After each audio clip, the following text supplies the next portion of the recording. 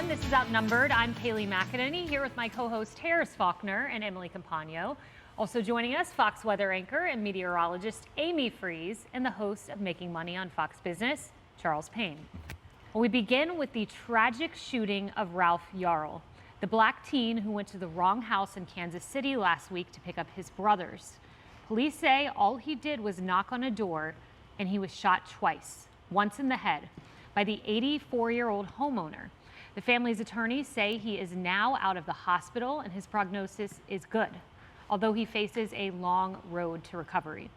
The shooter, who is white, turned himself in and could face life in prison. He told police he thought Yarl was trying to break into his home. The president tweeted this last night. Last night, he said, I had a chance to call Ralph Yarl and his family. No parent should have to worry that their kid will be shot after ringing the wrong doorbell. We've got to keep up the fight against gun violence. And Ralph, we'll see you in the Oval Office once you feel better. This comes as 20-year-old Kaylin Gillis was shot and killed by a homeowner in New York after the car she was in mistakenly drove into the wrong driveway. She and her friends were looking at a friend's house and went to the wrong address. The homeowner came out onto his porch and fired 2 shots. One hit and killed Kaylin. Both are victims, but President Biden only invited one of these victims. And a new National Review op-ed writes this. This comes after weeks in which the White House seemed to suggest that transgender people were the real and primary victims of the Nashville shooting committed by a transgender person and targeting children and staff at a Christian school. I worry that in totality, we are crossing a line and truly making crime an extension of partisan politics. We do not need a White House willing to express genuine sympathy for the motives of murderers they identify as their own or cast as partisan actors those killers who victimize members of identity groups they associate with their electoral coalition. Harris, I think it's a really important point. When we have a tragedy, a murder of an innocent, it's really important that that's acknowledged by the White House, that the White House shows empathy to all. You know, what came up to mind immediately as I was reading these stories was the murder of George Floyd. And I was with the former president when he watched that video. He was enraged by it. We invited in, along with Senator Tim Scott, victims of police brutality, because we wanted to listen as a White House, because all victims should matter, both the Nashville victims and the tragic incident of the shooting that we've seen. I interviewed the president about 2 weeks after George Floyd's murder, and he and I talked about that very day, so that's how I know about it.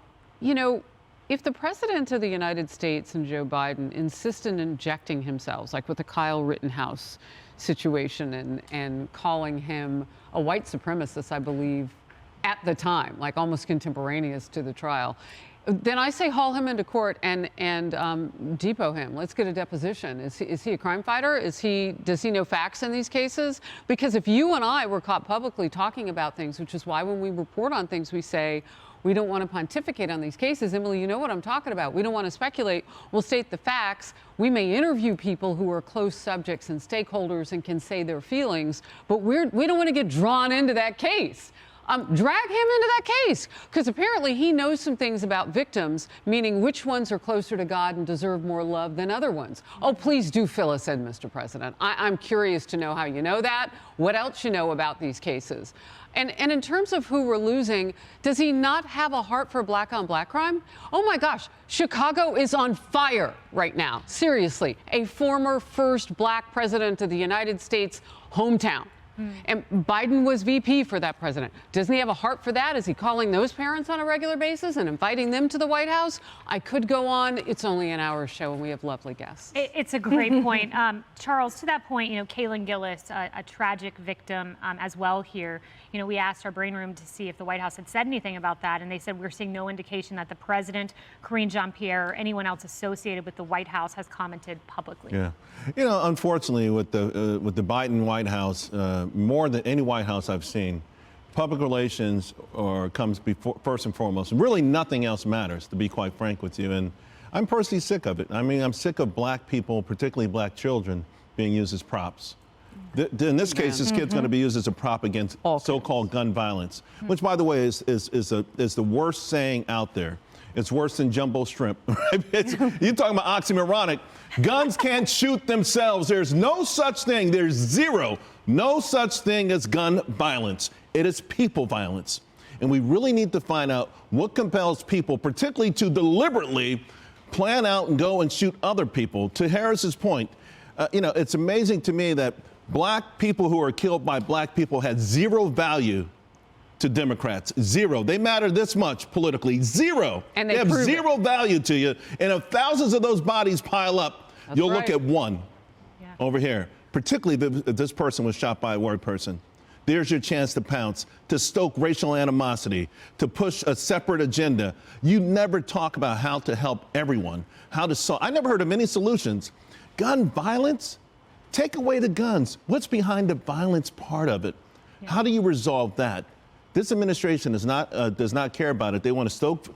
Biden really is the worst. I mean, he really does want us to hate each other.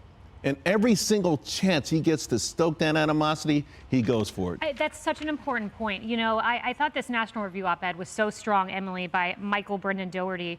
And one of the things he said was, I now long for the days of the Obama beer summit. Stumped that it was at least demonstrated an instinct among elected leaders that on matters of law and civics, they represented everyone, not just their voters. And to bring viewers back to that moment, that was when a black professor was arrested by a cop in Cambridge. It was not a correct arrest, but what Obama did was have a beer summit. He brought the cop into the room. He brought the professor, who was his friend, Henry Louis Gates, into the room, and we talked. And he ended up saying, my sense is you've got two good people in a circumstance in which neither of them were able to resolve the incident in the way that it should have been resolved. My point is, he looked at an incident, tried to bring us together rather than stoke division. And unfortunately, we're in a place in society where it's just what crimes matter for my political agenda, and it shouldn't be that way. That's right. Obama saw that moment as an ability to unify, seeing that ultimately that would put everyone in a better place. And exactly as you guys have been articulating, this president now, this administration now seizes every opportunity to foment that divisiveness, that war, the they versus them, so that he can rise. All of it is about putting him in a better position to say, well, haven't I been consistently an anti-insert the blank, an anti-white supremacist advocate this entire time, while totally ignoring the vast majority there, as you pointed out in Chicago, the vast majority of homicide victims are Black American youth. What happens to their lives then? And I'm so conscious, you know, when I was a federal attorney, I didn't use a pen without being conscious that I didn't own it and that I was a steward of the funds of the American people. I can't imagine being the president of every American and yet politicizing every crime to my personal advantage to further an agenda that the woke liberal left is shoving down my puppet face. And I think about, you know, that National Review op-ed, yes, was demonstrative, but I only disagree with one point, which is that he said, I fear crime will be politicized. It is already being politicized heavily by that person in the White House and everyone that is doing his bidding. And let's not forget that Biden was vice president at the time of the Obama Beer Summit, so he should have taken a page from his former boss's playbook on this. But Amy, you know, the New York Post editorial board, they wrote this last week, and I think it's important to bring it back up now. Where's the White House invitation for the hero cops who stopped the deranged Nashville shooter, Audrey Hale? Of course, their names are Michael Collazo and Rex Engelbert. And they go on to say the reason behind the White House's cold shoulder are crystal clear. The shooter the two heroes took down was trans, so the Twitter wing of the Democrat Party is in full damage mode. Note the desperate effort to portray trans people generally as the real victims of Hale's massacre, not the dead adults and children. And the heroes belong to a group despised by the same wing of the party, the police. They don't work for the agenda, so they weren't invited. That's probably just the simple answer. I think the first example that we brought to the table here today, Ralph Yarl and the situation with Kaylin Gillis, these are two crimes that are so similar that happened in the same week. You can't really get more parallel of an example. There were shootings that happened at night. There were older men at home who had guns, and these were young people in their teens, early 20s that came onto the properties, and they were at the wrong address. And they came onto someone's property. They both were shot, and we have a response from the White House that's totally different. In one case, by the way, Kaylin died. She lost her life in that. We don't know exactly what circumstances happened in either crime, but all of a sudden, Rolf, and we're happy that he is okay. We don't want anyone to be hurt in these circumstances. But at the same time, we don't know what occurred on that property. And our rights in this country, that if you feel under attack, that you have a right to protect yourself. The last part is there was no addressing of what happened, both those men shooting people on their property. We've created a whole society of paranoia where if someone's coming at you, even a young person, because we're allowing them to go crazy, is coming onto your property, all of a sudden it's a sudden threat. There's no addressing of those matters.